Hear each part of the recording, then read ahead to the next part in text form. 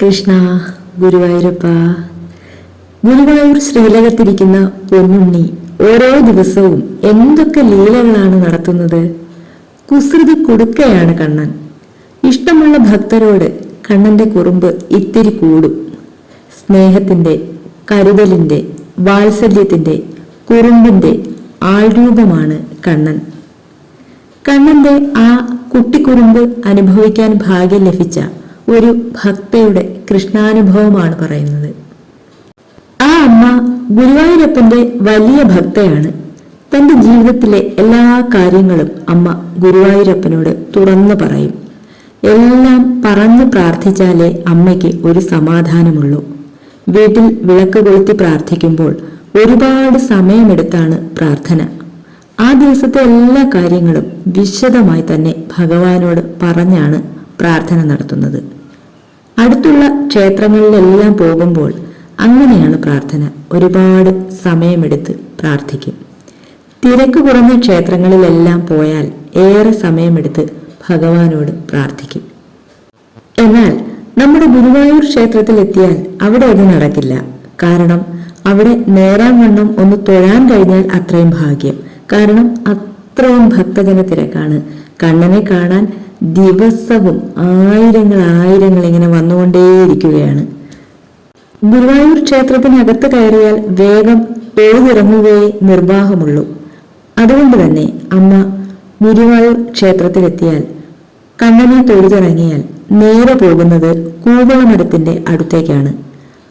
അവിടെ അമ്മ ഭഗവാന് താമരപ്പൂവ് സമർപ്പിക്കും.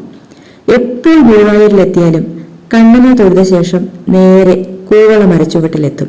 അവിടെ താമരപ്പൂവ് സമർപ്പിക്കും. എന്നിട്ട് തൊഴുകൈകളോടെ നിന്ന് പ്രാർത്ഥിക്കാൻ തുടങ്ങും. അവിടെ ആകുമ്പോൾ വലിയ തിരക്കില്ലല്ലോ. ഏറെ നേരം നിന്ന് പ്രാർത്ഥിക്കാനും സാധിക്കും. എല്ലാ സങ്കടങ്ങളും പറഞ്ഞുള്ള പ്രാർത്ഥന തുടരും. അവിടെ നിന്ന് നാമങ്ങളൊക്കെ ജപിക്കും. കൂവള മരച്ചുവട്ടിലിരുന്ന് ഉണ്ണിക്കണ്ണൻ അമ്മയെ നോക്കി പുഞ്ചിരിക്കുന്നതായി അമ്മയ്ക്ക് തോന്നും. അപ്പോൾ അമ്മ വിചാരിക്കും, തന്റെ പ്രാർത്ഥന കേൾക്കാൻ ശ്രീലകത്തു നിന്നും കണ്ണൻ ഇറങ്ങി വന്ന് കൂവള മരച്ചുവട്ടിലിരിക്കുകയാവും എന്ന്. ഒരു തവണ ഗുരുവായൂർ ക്ഷേത്രത്തിലെത്തിയ അമ്മ കണ്ണനെ തൊഴുത ശേഷം കൂവള മരച്ചുവട്ടിൽ നിന്ന് പ്രാർത്ഥിക്കുകയാണ്.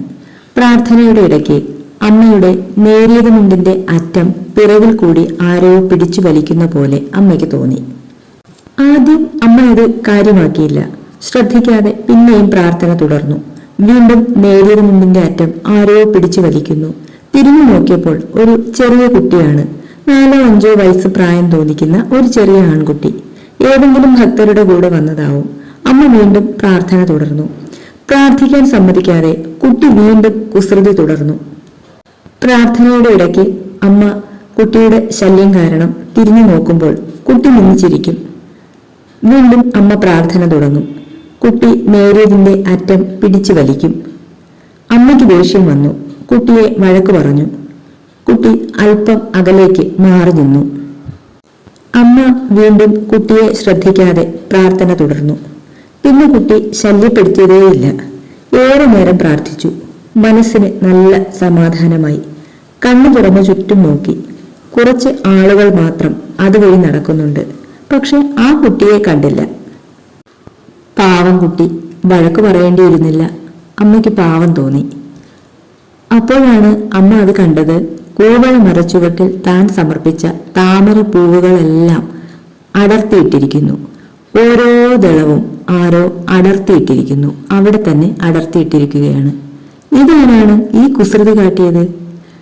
കണ്ണടച്ച് പ്രാർത്ഥിക്കുന്നതിനിടയിൽ അത് ശ്രദ്ധിച്ചതേയില്ല. ഈ താമരപ്പൂവുകളിൽ ഇങ്ങനെ കുസൃതി കാട്ടണമെങ്കിൽ അത് മറ്റാരും ആയിരിക്കില്ല. ഗുരുവായൂരിലെ ചെന്താമര കണ്ണൻ തന്നെയാവും ഈ കുസൃതി കാട്ടിയിട്ടുണ്ടാവുക എന്ന് അമ്മയ്ക്ക് മനസ്സിലായി. നേരിയ മുണ്ടിന്റെ അറ്റം പിടിച്ച് കുസൃതി കാട്ടിയ ഉണ്ണിയെ താൻ വഴക്കു പറഞ്ഞല്ലോ എന്നോർത്തപ്പോൾ അമ്മയ്ക്ക് വലിയ വിഷമമായി. അമ്മ വേഗം കിഴക്കേ നടയിലേക്ക് ചെന്നു. അവിടെ നിന്ന് അകത്തേക്ക് നോക്കി പ്രാർത്ഥിച്ചു. പ്രാർത്ഥനയിൽ മുഴുകിയിരുന്നപ്പോൾ പ്രാർത്ഥന കേൾക്കേണ്ട കണ്ണൻ അരികിലെത്തിയിട്ടും തനിക്ക് തിരിച്ചറിയാൻ കഴിഞ്ഞില്ല. ഭഗവാനെയാണല്ലോ താൻ ശകാരിച്ചതെന്ന് ഓർത്തപ്പോൾ അമ്മയ്ക്ക് വലിയ വിഷമമായി. കണ്ണനോട് മാപ്പ് പറഞ്ഞ് പ്രാർത്ഥിച്ചു. പക്ഷേ തിരികെ വീട്ടിലെത്തിയപ്പോൾ അമ്മയെയും കാത്ത് ഒരു വലിയ സന്തോഷം അവിടെ ഉണ്ടായിരുന്നു. വർഷങ്ങളായി അമ്മയെ പിരിഞ്ഞ് ദൂരെ മാറി താമസിച്ചിരുന്ന മകനും കുടുംബവും അമ്മയെ തിരക്കി വീട്ടിലെത്തിയിരുന്നു. മകൻ അമ്മയോട് ക്ഷമ പറഞ്ഞു. കുടുംബത്തോടൊപ്പം അമ്മയുടെ വീട്ടിൽ താമസമാക്കി. അമ്മ കൂവള മരച്ചുവട്ടിൽ നിന്നും കരളുരുകി പ്രാർത്ഥിച്ചതും അതുതന്നെയായിരുന്നു. തന്റെ മകനും കുടുംബവും തിരികെ വരാൻ, വന്ന് തന്നോടൊപ്പം സന്തോഷമായി താമസിക്കാൻ. കണ്ണൻ തന്റെ അടുത്തു വന്നു നിന്നാണ് ആ പ്രാർത്ഥന കേട്ടത്. വീട്ടിലെത്തിയപ്പോഴേക്കും അത് സാധിക്കുകയും ചെയ്തു. കണ്ണന് തന്നോട് ഒരു പിണക്കവുമില്ലെന്ന് അമ്മയ്ക്ക് മനസ്സിലായി. അല്ലെങ്കിലും കണ്ണന് ആരോടും പിണങ്ങാൻ കഴിയില്ലല്ലോ. ഒരിക്കലും തീരാത്ത വാത്സല്യത്തിന്റെ മഹാസമുദ്രമാണ് കണ്ണൻ. ആ വാത്സല്യ പെരുമഴ നനയാനാണല്ലോ നമ്മളെല്ലാവരും ഗുരുവായൂരിലെത്തുന്നത്. എല്ലാവർക്കും ഭക്തവത്സലനായ ഭഗവാന്റെ സ്നേഹവും വാത്സല്യവും അനുഭവിക്കാനുള്ള ഭാഗ്യമുണ്ടാകട്ടെ. നല്ല നല്ല കൃഷ്ണാനുഭവങ്ങളും ഉണ്ടാകട്ടെ.